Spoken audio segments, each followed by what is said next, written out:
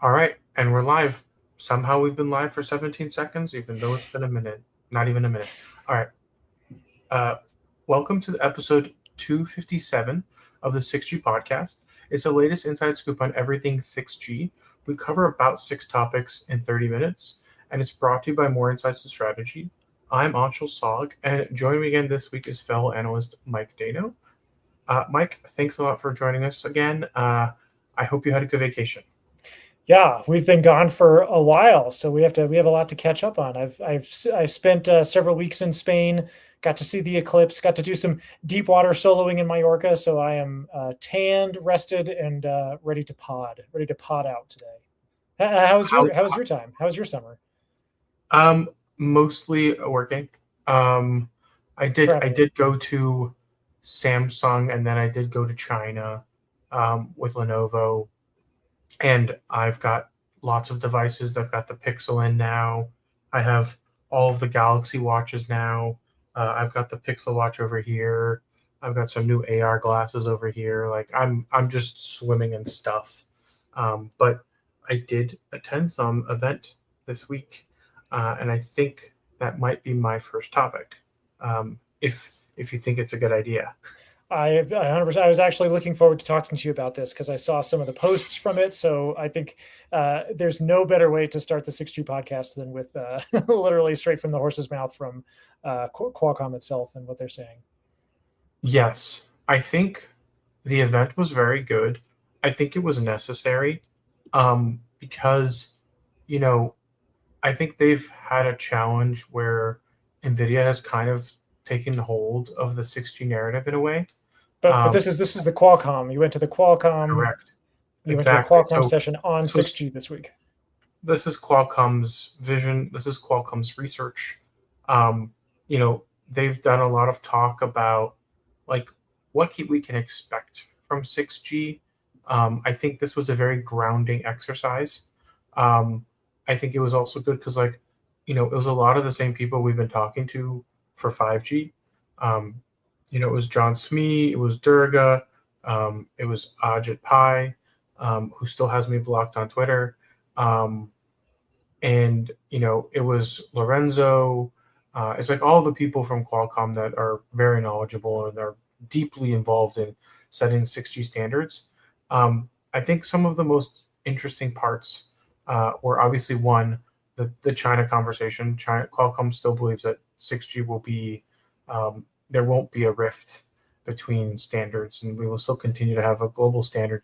And their reasoning for that was China, while it may exist, in an isolated manner, people from China still do travel the globe, and they're going to want to have their phones, you know, be able to work on networks in Africa and Europe, and other parts of Asia. And I don't think that the Chinese infrastructure vendors have enough pull globally to make that happen. So I think we're going to still have a unified 6G standard, which I think is good for everybody. Um, and what was also interesting was, we saw a lot of demos.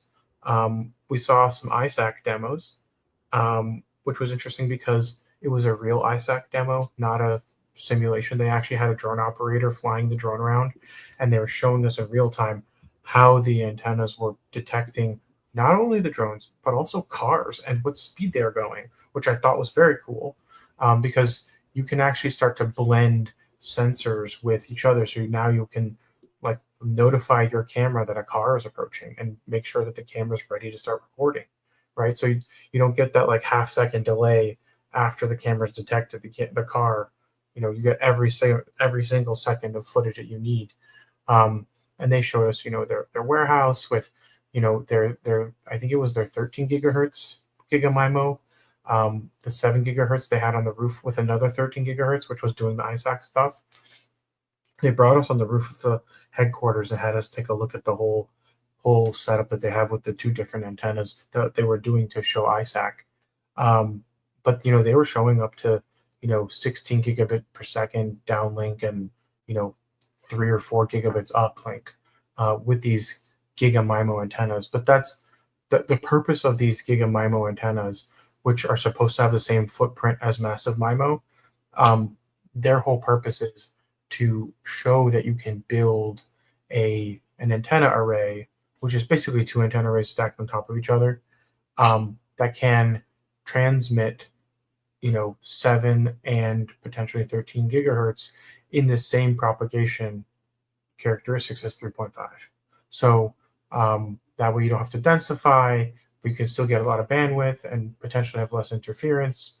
And then there were a lot of conceptual things where they were talking about how they're going to be able to increase the QoS of the packets, where they'll be able to allow the modem have a pre-trained model on it, and while connected to the network, dynamically send packets to the network, allowing the network to understand better what kind of traffic is incoming and to adjust appropriately for that traffic, as opposed to not having any awareness and just accepting whatever's inbound as it happens. So there's a lot of really cool stuff, and pretty much all of this requires AI.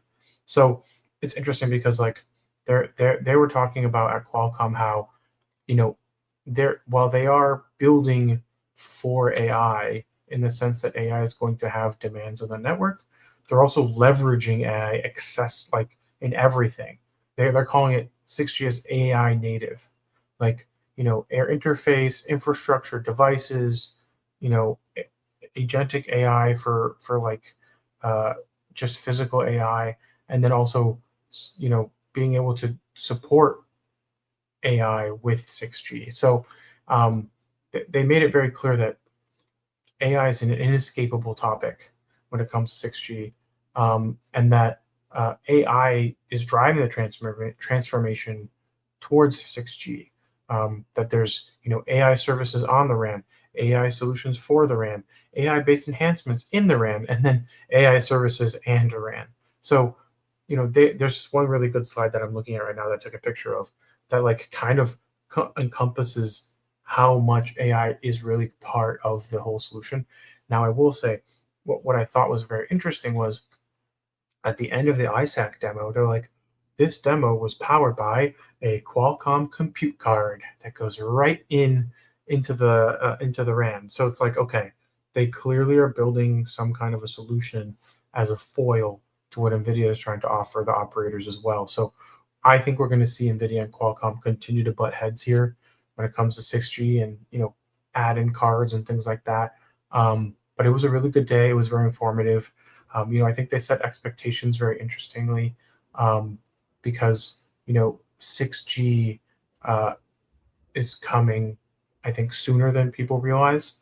I think I can confidently say we're about 3 years away. We're not 4 years away. So I think we're going to see commercial in 3 years and pre-commercial in 2 years, and that seems very firm now. It doesn't seem like we're gonna miss that. Wow.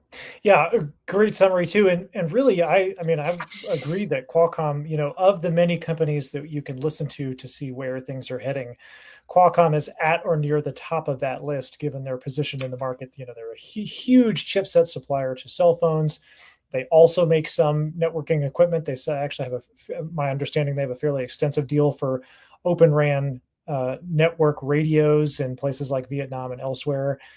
So yeah, to get a boots on the ground view of what Qualcomm is saying about the future of 6G, I don't think you can get really a better source than them and what they have to say about it. So that's great to hear.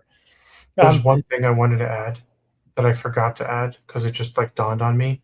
They're really pushing that 400 megahertz like bandwidth is what makes 6G the best. And it seems that when they were showing the ISAC demo, they said that they could get like 3 centimeter accuracy with ISAC with 400 megahertz of spectrum. And if you have 100 megahertz, you get 3 meters. But if you get all the way down to 400 megahertz, you get as much as 3 centimeter accuracy. I have to go back and check my recording, but it's in the centimeters of accuracy. So it seems like 400 megahertz is what they want to see. And there was a little bit of talk of spectrum there too, trying to push the regulators to get some spectrum or make it available. But that's the only other thing I wanted to add. Yeah. Yeah. And they'll never say that they have enough spectrum. No one will ever say that. But yeah, that's interesting to hear about the extra spectrum and what it might enable. And I think, boy, I've been reading some of the headlines out of Ukraine recently, and the latest one I saw was that they have officially deployed an AI powered drone in that war, and that the uh, Ukraine's deployment of drone technology has really turned the tide of that entire war. So, any ISAC related announcement, I just view it through the lens of drone Drone warfare. mitigation, drone warfare. I mean, this is the future as far as I can tell. This is really where a lot of the focus of future defense technology is headed. And so, yeah, if they're saying what they need for ISAC to officially work properly, I think I would definitely listen to what they have to say. Now, here's my question. Well, just before we move on from this topic, my one big question for you is, you mentioned Qualcomm and NVIDIA. And I've seen some reporting recently from light reading about how Nokia is talking about the future of 6G, and that GPUs in the base station are a major component of Nokia's view for the future of 6G, but that Ericsson and Samsung do not share that view. That's not really surprising. NVIDIA has a major investment into Nokia. So that does follow along with that sort of strategy. But did Qualcomm have anything to say about the presence of GPU sort of computing power and where it might sit? Oh yes, they did. I think it might have been the first sentence when Wow. they kicked off like, "Oh, you don't need GPUs for this. GPUs are not the only way to achieve this." And So yes, operators there breathe was a a huge sigh of relief that they don't have to buy those expensive chips. well. I'll just say that like I have a report coming out about Nokia specifically around their GPU focus. And yes, I do think their approach is very uh, NVIDIA kind of narrow. I do think that impacts potentially the cost of their solutions, and the flexibility they can give their customers. Um, and I think that also gives Ericsson and Nokia, I mean, Ericsson and Samsung an opportunity to potentially capture some market because Nokia has decided to go full NVIDIA. Yeah, it'll be interesting to see how that all plays out. I mean, AI really is shaking up the landscape for everything. So, you know, who knows where we're going to be in 2 years? I just read an article about how can we tell that AI is sentient yet? So we're into the wow, who knows what's going to happen next phase of AI development. Well, I'll pivot to my first topic. It's a relatively short one, but I think certainly interesting and actually relevant to what we've been talking here now, because my colleague here at UCLA, Sue Merrick, put out her annual report or biannual report on fixed wireless in the US. And this is a report I look forward to with great anticipation because, as you know, fixed wireless is probably the main new service that, came out of the 5G revolution.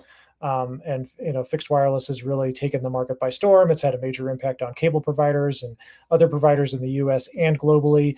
Millions of fixed wireless customers all over the world, and so we really get a sense with Sue's new report to see, well, how are these fixed wireless networks holding up as millions and millions of new customers join these networks? And the answer is they're holding up pretty well. T-Mobile clocked in with median download speeds of over 200 megabytes per second on its fixed wireless service. The other two operators, AT&T and Verizon, are a little below that. We also did see a slight drop in performance upload and download speeds between Q1 2026 and Q2 2026. Though this is, to be honest, this is somewhat expected, and may likely be due to the impact of foliage, trees, leaves on trees. Growing Always a back, major. Yeah, what's that? foliage growing back. Foliage growing back. It's a secret that's hidden among RF engineers for years and years now. Everybody knows that leaves on trees actually do impact the performance of wireless networks, and we do. It looks like we are seeing that in the latest fixed wireless data. A couple of other quick data points. AT&T's fixed wireless network did see a pretty significant boost in speed, most likely a result of their deployment of EchoStars mid-band spectrum that they bought and have been deploying at a pretty rapid clip over the past few months. And then the last thing is that we did separate the results between urban fixed wireless users and rural fixed wireless users. And probably no surprise that rural users have a little bit slower speeds than urban users. And I think that, this could be due to a variety of factors, most likely just the availability of infrastructure, about just more radios in urban areas probably results in higher speeds in urban areas than in rural areas. So interesting fixed wireless report from Sue. That's the first thing I wanted to mention for today's pod. Okay. Yeah, that sounds good. I mean, I think it's good to hear that FWA is holding up, because that makes it a more viable competitor to both satellite and cable, and even fiber in some cases. It is really interesting though, like some of the conversations I've had with people in the past. A lot of people don't really understand what their FWA is. Like they don't. A lot of them aren't aware that their FWA is just cellular service, kind of, supercharged for home use. So it's really interesting because like a lot of people just they see it as a pipe, right? And they don't really care how it gets there as long as it works for them. And And really, and within no, the industry, there was a lot of concerns that fixed wireless wouldn't be able to stand the test of time and really be able to service all these millions of customers, that there simply wasn't enough network capacity. And so I think that the interesting thing from the industry side of things is that this stuff works. I mean, it works for millions of people, works at a wide scale. It is a major factor in the industry long term, is my take. yeah, and I think the other part is I just think it's good to have it as a viable option because there's a lot of places where FWA works that there's an alternative that's worse, right? Either it's like satellite that's like maybe oversubscribed, or there's a there's a like a terrestrial service that just isn't cutting it, right? So I think it's good to have FWA as kind of that middle ground that could potentially serve to be an anchor, where maybe you have FWA and something else, or something with FWA as a backup. So I just think FWA is actually a great technology and should be something that we continue to support and hopefully see grow. Yeah, more options are better, I think. Yeah. Alrighty, so we'll move to my second topic, which is that Mobile X is now not wholly but mostly owned by Connex, which is Charlie Ergen's company. That he it's kind of like a holding company, but basically it's a SPAC, that is fun has poured supposedly $200 million, or the valuation is $200 million. But I think Verizon also invested in Mobile X. But basically, they're an MVNO run by Peter Adderton, who started Boost, which he then sold. But it's really interesting that we're in a place again where MVNOs are compelling. And there's growth in the space. I don't know if you saw some of the U.S. mobile stats, but U.S. mobile is doing really well, and a lot of people are very excited about that. And I'm really curious to see, how do MVNOs change in the next G, and maybe MVNOs become even better with the next G, and we have more competition and more offerings, and because I'll be honest with you, the oligopoly we have today is pretty stale. I don't really see much movement across AT&T, T-Mobile, and Verizon anymore. They obviously will do some promotions here and there, but generally speaking, they're all pretty similar now. And I think that there's appetite, right? I think that's what this is showing. Yeah. I mean, congrats to Peter Adderton. He's always been an interesting character in the industry, and so watching him launch this MVNO, and it looks like he got up to about 100,000 customers on Mobile X, and so now this sale to Charlie Ergen. Certainly congrats to Peter Adderton for reaching that point. I think it was for a reported, what did you say, $200 million was the Wall Street I Journal? think the valuation is 200 million. They didn't say the So, exact amount. yeah. Yeah. And some of the other MVNOs, out in the industry have been very successful. Like you mentioned, US Mobile now claims 1.1 million customers, which is pretty substantial. I think its consumer cellular is estimated to have several million customers. And you're right. I mean, they provide a really valuable level of competition, and alternatives, and it'll be interesting to see where those guys go next. I will say, MVNOs have long struggled to really generate a sizable customer base. Yeah, I've covered a lot of them over the years that have reached that 100,000 customer level, and then they sort of flatline there. And so I think it's very it's new brands, generate a lot of interest, and it seems like getting to that 100,000 customer level is doable. And Mobile X did it with a pretty substantial distribution agreement with Walmart, but then getting beyond that point can be, I think, challenging. Getting to the several million customer mark, like Mint Mobile did before its acquisition by T-Mobile.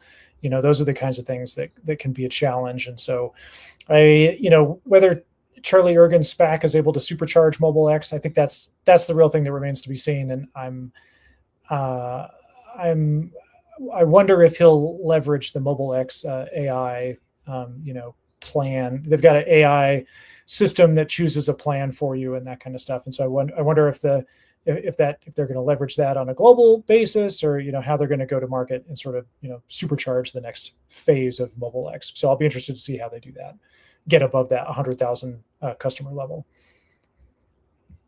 Yeah, it'd be interesting to see them cross that threshold. Yeah. So I'll pivot to my next topic, and I picked one that I'm only picking this topic because I was gone when this announcement came out. It's probably 2 weeks old at this point, but man, I think we ought to talk about it at least a little bit, since we missed it over the past couple of weeks, which is, Starlink during their recent earnings call said that they're going to build a terrestrial network in the US.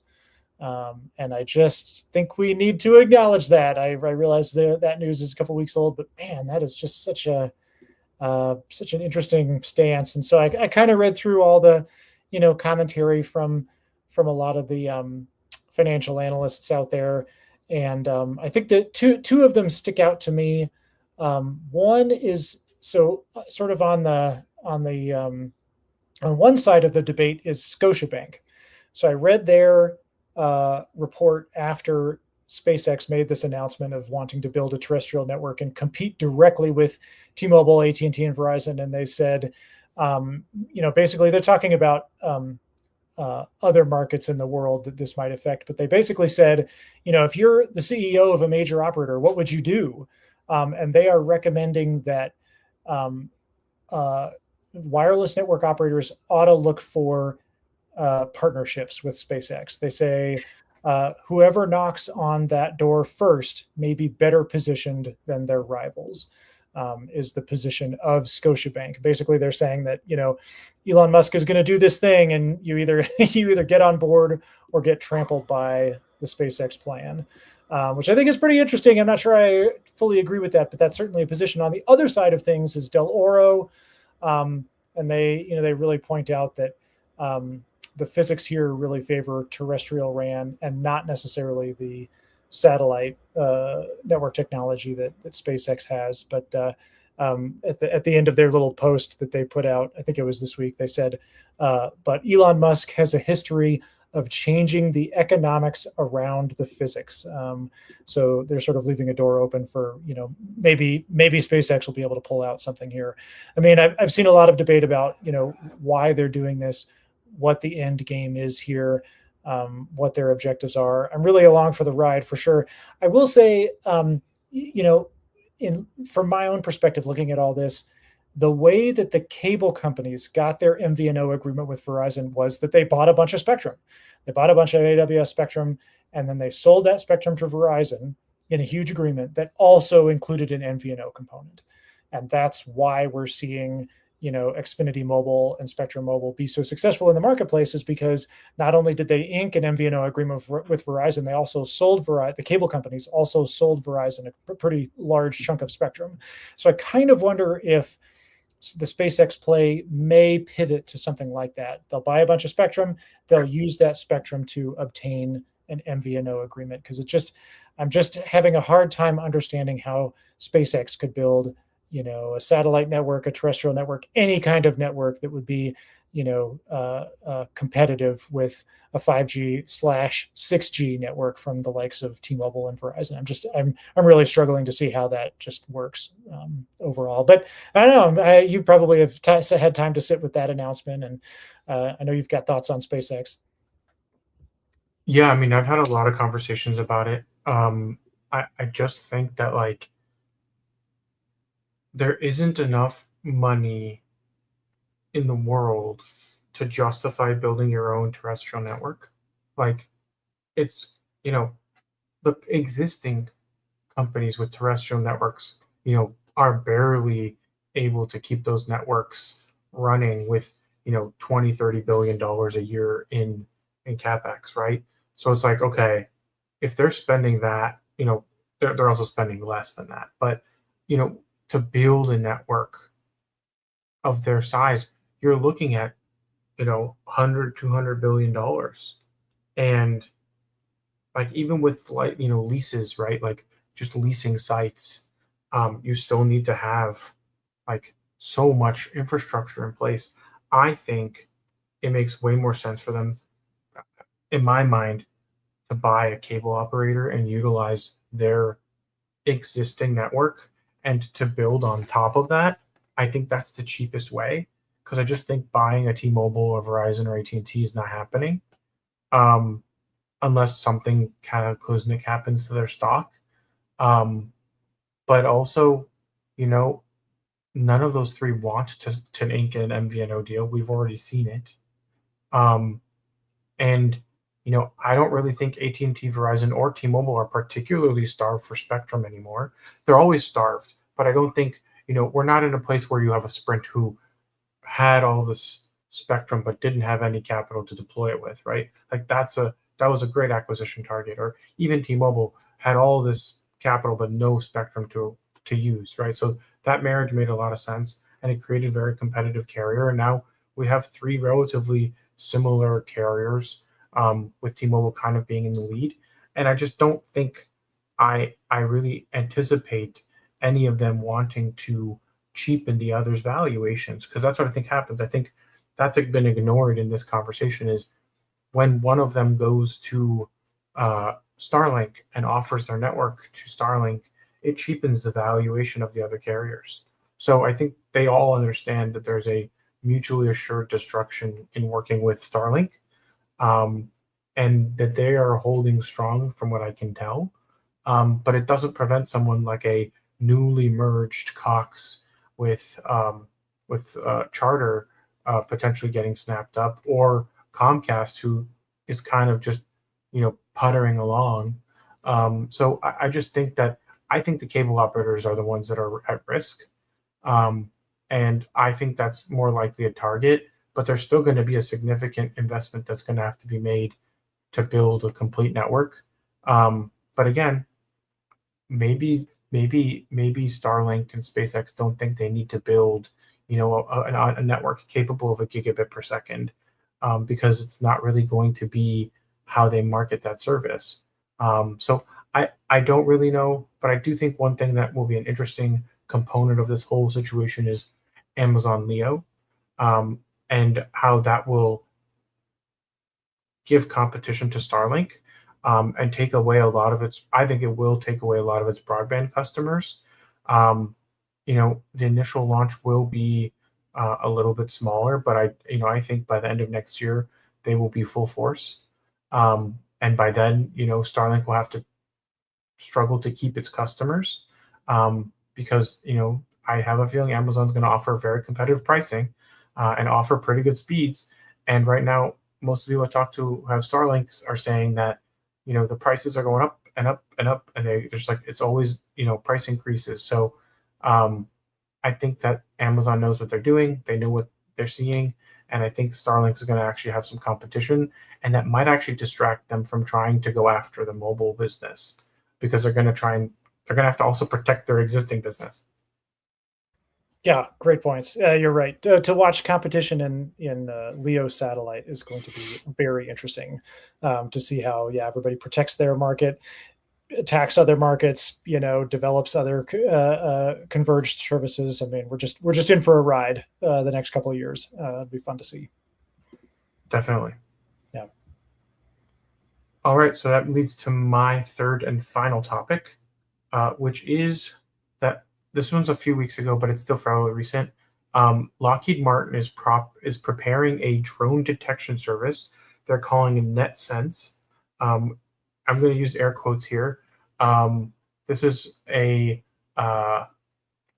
airspace awareness as a service system that is powered by Verizon's 5G network, um, and it will be launching next year. Um, this is a partnership between Lockheed, NVIDIA, Keysight, ODC, and Lockheed's subsidiary Astratus AI, which uses the Verizon 5G network. Um, and this was originally shown as a prototype in March, and now they are getting ready to go commercial in 2027, uh, with some pilot deployments expected in the latter half of this year and early next year. Um, and the demonstration was done in Miami last month and kind of validated the system can identify, track, and monitor UAS or unmanned aircraft systems and drones without having to change anything on the 5G network. And there's a lot of things that are kind of um, leveraged here. All the different components. NVIDIA's aerial platform was what was powering this, which is their RAN hardware. Keysight was what actually gave the RF simulation. So there's a lot of really interesting things that are happening. This is clearly a very, you know, put together solution, but it also shows that drone sensing doesn't necessarily have to wait for 6G. Um, but it'll be very interesting to see how these early 5G, ISAC kind of solutions um, are kind of possible earlier and may get better with 6G. What's interesting is this was part of the 5G.mil program, which has been, in instantiation since the beginning of 5G. So, this kind of tells you the speed by which, technology moves within the military. Um, but the truth is, like, it's an opportunity for everybody involved in the 5G or 6G network to monetize the network in a way that doesn't really require any new assets or new equipment, and is mostly a software solution, but is something that can help with national security, but also with you know uh, public safety. Like I think there are opportunities where using ISAC for public safety can be a net positive, and it can feed into emergency services, things like that, where you can let the emergency services know like there's traffic up ahead, and like it can give you real time traffic instead of something that's got a little bit of a delay. Yeah, for sure. And I actually didn't know about that, and that is super interesting. And I would say fairly significant, just from the fact that Lockheed Martin is the the participant here. And I say that because, their 5G.mil strategy has been up and running for years now. Lockheed Martin is the largest defense contractor to the Pentagon. And Lockheed Martin's CEO is James, I think he says Taslet is his how to say this last name, but he used to be the CEO of American Tower.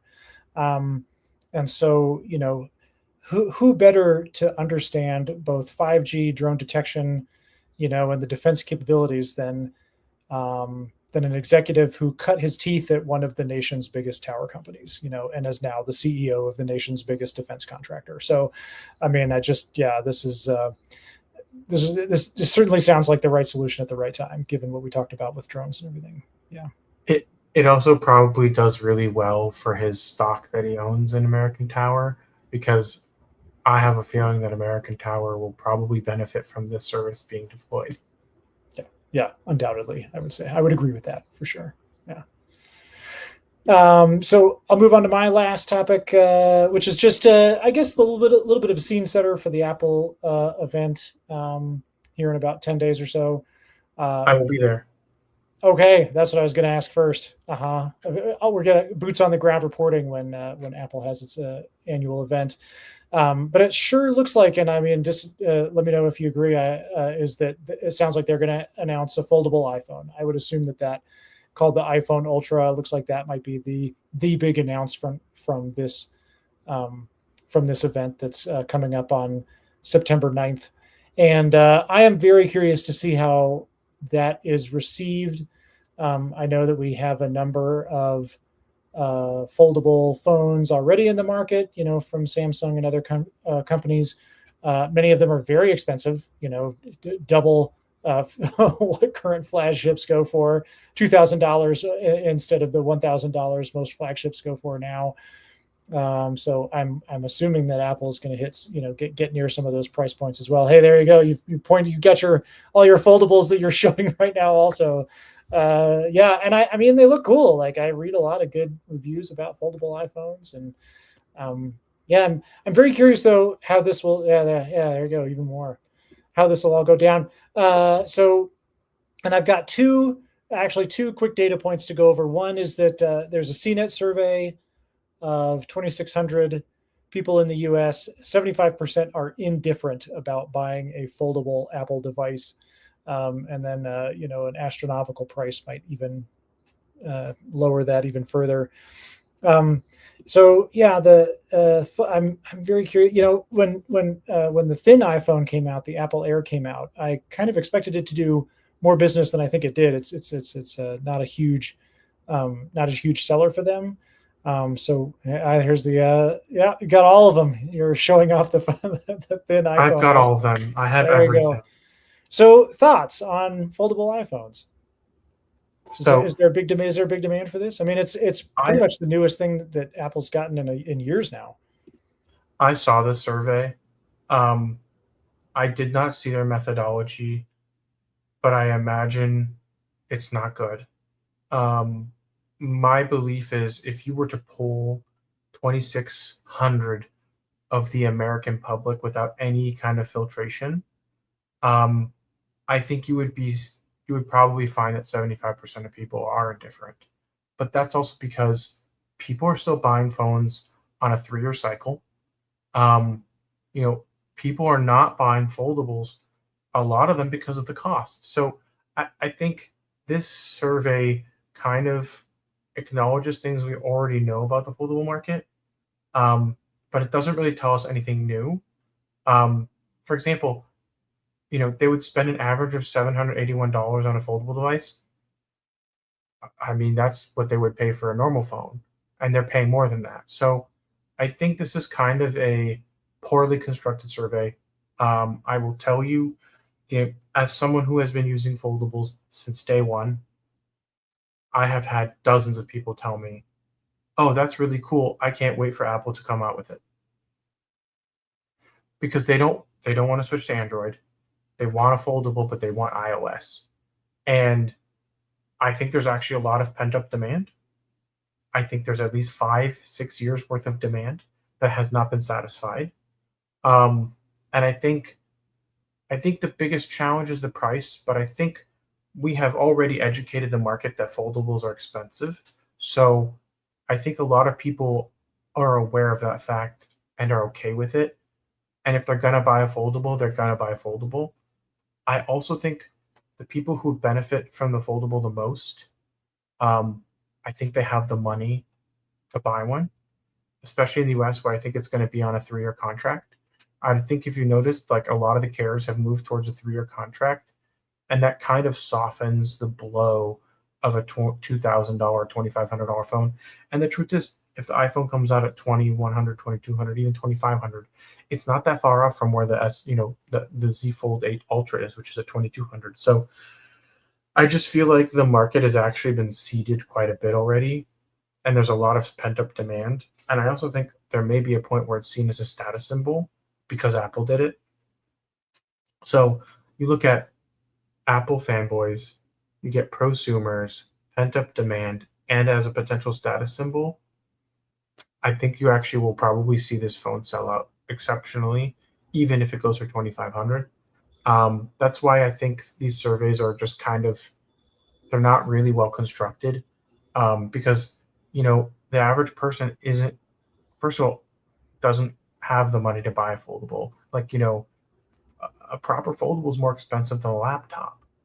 Um, so it's like, I mean, even with the cost of laptops going up, it's still more expensive than most laptops. So it has to really be a device that you want to go out and use. And I will tell you, not every person that I've talked to that has gotten a foldable has loved it and stuck with it. But man, it's probably in like the 70 or 80%. Like people do not like to go back after they have a foldable. My only caveat that I think still exists in the foldable market today, and I'm excluding China from this because I think the Chinese have done a really good job, is camera. Most of the foldable cameras, there's compromises because they're trying to build a really thin phone. And to get a good camera array, you do need a considerable amount of C height. And, I've got the new Pixel Fold here and it's thin, but like this camera is the same camera that they put on the base model Pixel 11, not the Pros, even this is a $2,000 phone. So it's like the camera's not great on this. The camera on this, on the fold, on the Razor Fold, which is pretty good, is probably the best among the foldables I've used. And here's the thing, it has a little brother in the Flip, which has a much smaller, less powerful camera system. So you have to compromise on camera to use this. So it's like I think the biggest problem I see with the foldable market is the camera arrays. Even the Z Folds, they don't have as good a camera as the S26 does. So it's like, or S26 Ultra in this case. So I think the foldable market will be fine. I think this is going to be a net positive for the foldable market. I think it will expand because of Apple. It will give the market more attention. And I think there's just going to be pent up demand. And I just think that this survey is just kind of off base because of that. And I think foldables, in my experience, they do deliver an enhanced user experience. Like, you can take your phone and use the outside screen without ever opening it, or you can set it up and like use it like a photo booth like this, right? Like that's not a thing you can do with a regular phone. And then there's like the silly camcorder mode. But I just think that we're in a place where foldables are making smartphones more interesting, but the price makes them less accessible. And that's why I think that's really been the barrier for the foldable in general, has been price.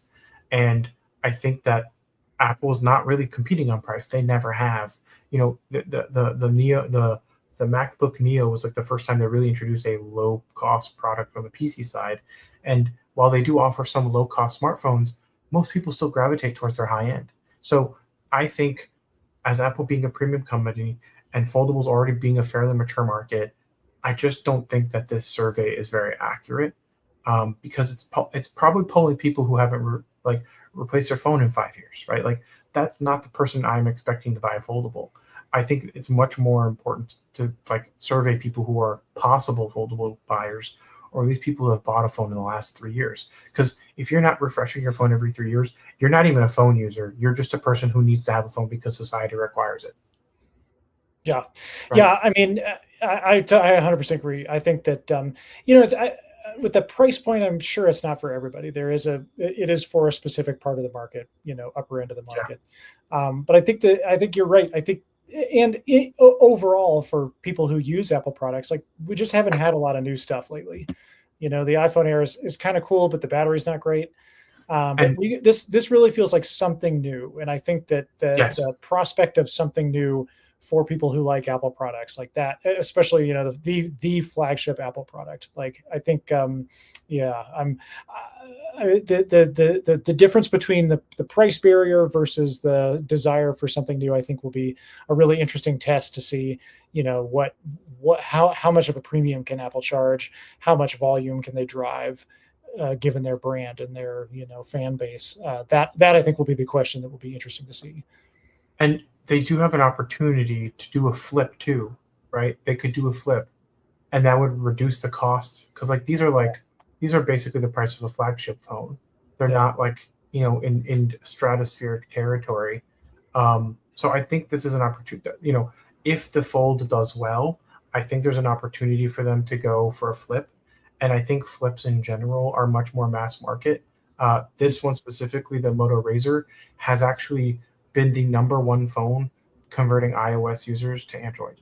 25% Wow. of people who buy this phone come from iOS, and it's unheard of on Android phones. Yeah. So, but that's like because the price is accessible, and like how many women can fit this in their pocket compared to a regular candy bar phone, or you can fit this in a clutch, right? Like this is very, and then on top of that, you can use it like a photo booth and take pictures. And I think they nailed this experience, and I think Apple will do something different and interesting. I will also add, I basically, since I've been using Folds, I don't use tablets. Like, why would I? Especially when you look at the Fold 8, which I unfortunately left over there, that form factor, when you turn it, it's literally like a 4:3 aspect ratio for reading web pages and books. And it's like it's kind of undefeated. Like, what do you need a tablet for? Hmm. Yeah, yeah. Interesting. I'll be interested to see what you come back with from the November 9th event or September 9th event. Yes, I'm looking forward to it. I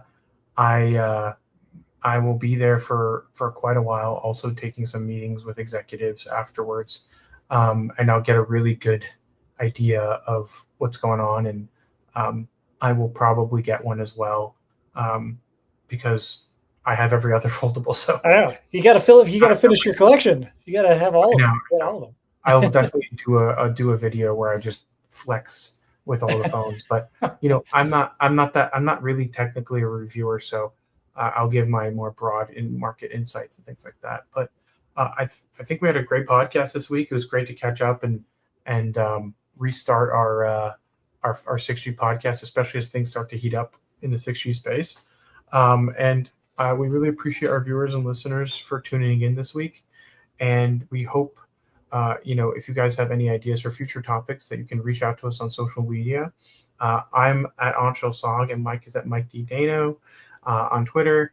And please don't forget to rate us and subscribe. And thanks again for tuning in.